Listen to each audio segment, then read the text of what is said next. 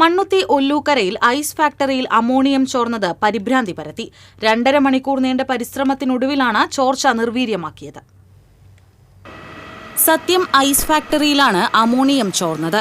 സംഭവം അറിഞ്ഞയുടൻ തൃശൂർ, പുതുക്കാട് എന്നിവിടങ്ങളിൽ നിന്നായി 4 യൂണിറ്റ് ഫയർഫോഴ്സ് സ്ഥലത്തെത്തി. വെള്ളമടിച്ച് അമോണിയം വ്യാപിക്കുന്നത് തടഞ്ഞു. സംഭവ സമയത്ത് 2 ക്ലിനിക് തൊഴിലാളികൾ മാത്രമാണ് ഉണ്ടായത്. അമോണിയം ചോർന്ന സമയം വൈദ്യുതി ഇല്ലാതിരുന്നത് ടാങ്കിലേക്ക് അമോണിയം തിരിച്ചു പോകാതെ അമോണിയം ഫാക്ടറിക്കുള്ളിൽ ക്ലൗഡ് ഫോം ആവുകയായിരുന്നു.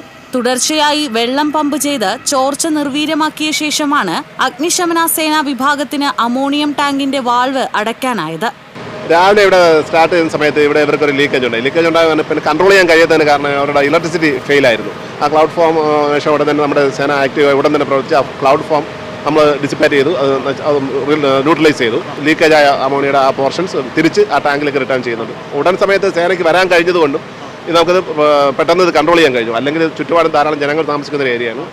അതിൻ്റെ ഒരു സീരിയസ്നെസ് ഉണ്ടായിരുന്നു. ഏതൊരു സംഭവം വിജയകരമായി വർഷങ്ങളായി പ്രവർത്തിക്കുന്ന ഫാക്ടറിയിലെ അമോണിയം പൈപ്പിലെ കാലപ്പഴക്കമാണ് ചോർച്ചയ്ക്ക് കാരണമായതെന്നാണ് സൂചന. 25,000 ലിറ്റർ സംഭരണ ശേഷിയാണ് ടാങ്കിനുള്ളത്.